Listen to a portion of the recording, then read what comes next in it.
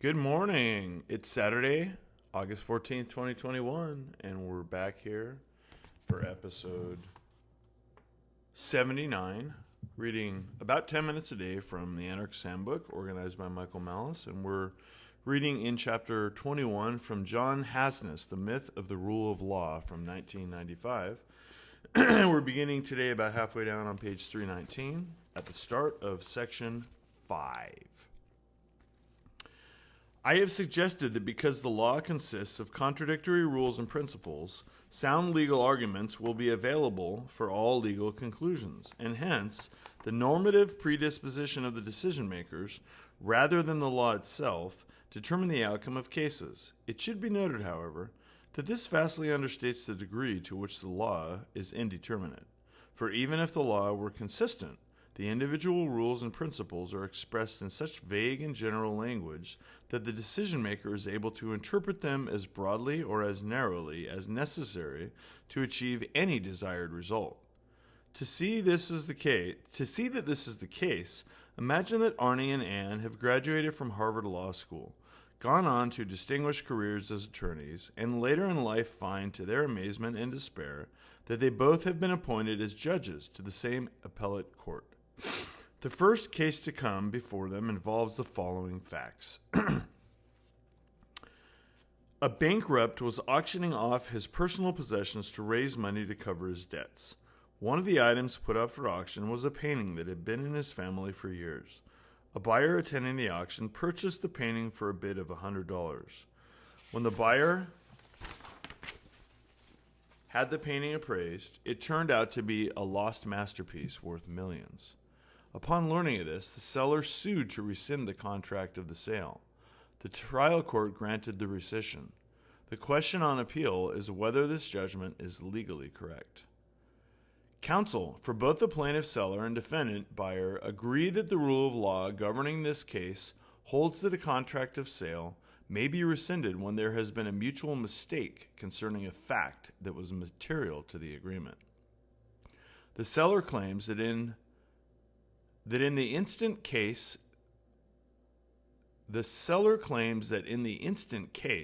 there has been such a mistake, citing as precedent the case of Sherwood versus Walker. In Sherwood, one farmer sold another farmer a cow, which both farmers believed to be sterile. When the cow turned out to be fertile, the seller was granted rescission of the contract of sale on the ground of mutual mistake. The seller argues that Sherwood is exactly analogous to the present controversy. Both he and the buyer believed the contract of the sale was for an inexpensive painting. Thus, both were mistaken as to the true nature of the object being sold. Since this was obviously material to the agreement, the seller claims that the trial court was correct in granting rescission. The buyer claims that the instant case is not one of mutual mistake, citing as precedent the case of Wood versus Boynton. In Wood, a woman sold a small stone she had found to a jeweler for $1. At the time of the sale, neither party knew what type of stone it was. When it subsequently turned out to be an uncut diamond worth $700, the seller sued for rescission, claiming mutual mistake. The court upheld the contract, finding that since both parties knew that they were bargaining over a stone of unknown value, there was no mistake. The buyer argues that this is exactly analogous to the present controversy. Both the seller and the buyer knew that the painting being sold was a work of unknown value. This is precisely what is to be expected at an auction. Thus, the buyer claims that this is not a case of mutual mistake, and the contract should be upheld. Following oral argument, Arnie, Anne, and the third judge on the court, Benny Stolwitz, a non-lawyer appointed to the bench predominantly because the governor is his uncle, retired to consider their ruling.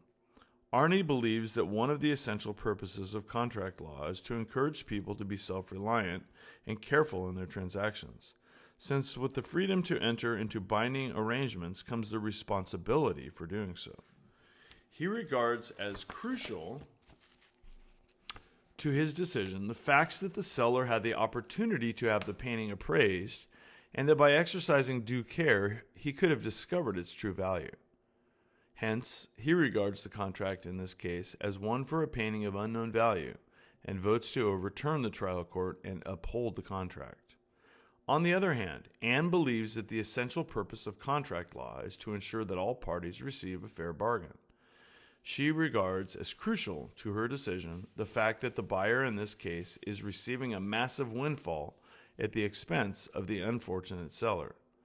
Hence, she regards the contract as one for an inexpensive painting and votes to uphold the trial court's decision and grants rescission.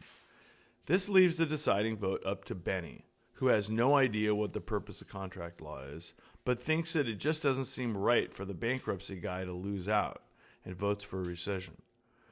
Both Arnie and Anne can see the present situation bodes ill for their judicial tenure. Each believes that the other's unprincipled political manipulations of the law will leave Bernie, who is not even a lawyer, with control of the court. As a result, they hold a meeting to discuss the situation.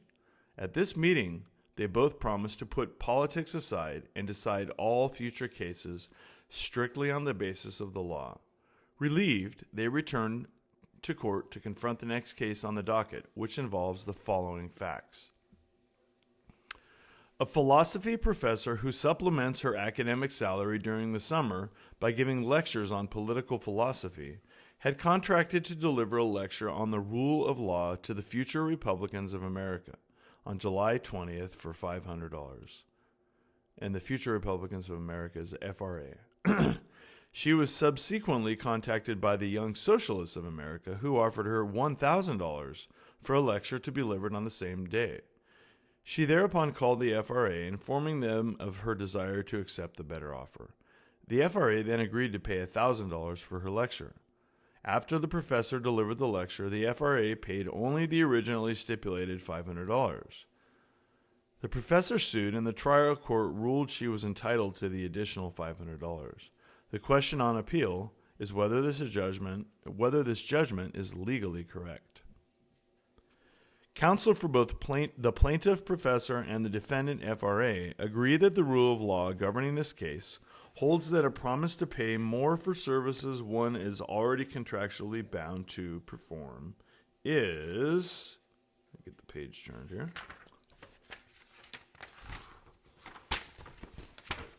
Is not enforceable.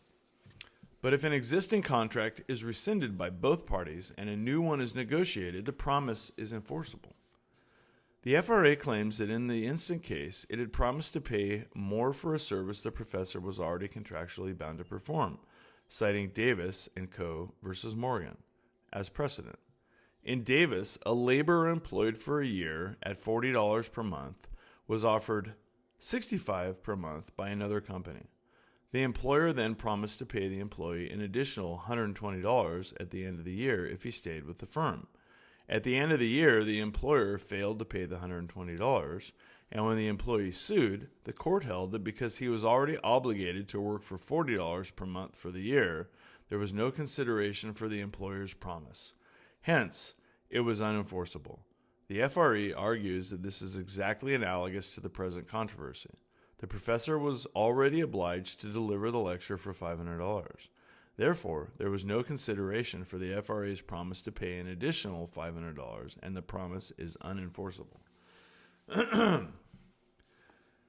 The professor claims that in the instant case, the original contract was rescinded and a new one negotiated, citing Schwarzrick versus Baumann Bosch, Inc. as precedent. In Schwarzrick, a clothing designer who had contracted for a year's work at $90 a week was subsequently offered $115 per week by another company. When the designer informed his employer of his intention to leave, the employer offered the designer $100 per week if he would stay, and the designer agreed. When the designer sued for the additional compensation, the court held that since the parties had simultaneously rescinded the original contract by mutual consent and entered into a new one for the higher salary, the promise to pay was enforceable. The professor argues that this is exactly analogous to the present controversy. When the FRA offered to pay her an additional $500 to give the lecture, they are obviously offering to rescind the former contract and enter a new one on different terms. Hence, the promise to pay the extra $500 is enforceable. Following oral argument, the judges retire to consider their ruling. Arnie, mindful of his agreement with Anne, is scrupulously careful not to let political considerations enter into his analysis of the case. Thus, he begins by asking himself why society needs contract law in the first place. He decides that the objective, non-political answer is obviously that society needs some mechanism to ensure that individuals honor their voluntarily undertaken commitments. From this perspective, the resolution of the present case is clear. Since the professor is obviously threatening to go back on her voluntarily undertaken commitment in order to extort more money from the FRA, Arnie characterizes the case as one in which a promise has been made to pay more for services which the professor is already contractually bound to perform, and decides that the promise is unenforceable. Hence, he votes to overturn the trial court's decision. Anne, also mindful of her agreement with Arnie, is meticulous in her efforts to ensure that she decides this case purely on the law. Accordingly, she begins her analysis by asking herself why society needs contract law in the first place. She decides that the objective, non-political answer is obviously that it provides an environment within which people can exercise the freedom to arrange their lives as they see fit. From this perspective, the resolution of the present case is clear. Since the FRA is essentially attempting to prevent the professor from arranging her life as she sees fit, Anne characterizes the case as one in which the parties have simultaneously rescinded an existing contract and negotiated a new one, and decides that the promise is enforceable. Hence, she votes to uphold the trial court's decision. This once again leaves the deciding vote up to Benny, who has no idea why society needs contract law, but thinks that the professor is taking advantage of the situation in an unfair way and votes to overturn the trial court's ruling. Both Arnie and Anne now believe that the other is an incorrigible ideologue who is destined to torment him or her throughout his or her judicial existence. Each is quite unhappy at the prospect. Each blames the other for his or her unhappiness. But in fact, the blame lies within each, for they never learned Professor Kingsfield's lesson that it is impossible to reach an objective decision based solely on the law. This is because the law is always open to interpretation, and there is no such thing as a normatively neutral interpretation. The way one interprets the rules of law is always determined by one's underlying moral and political beliefs.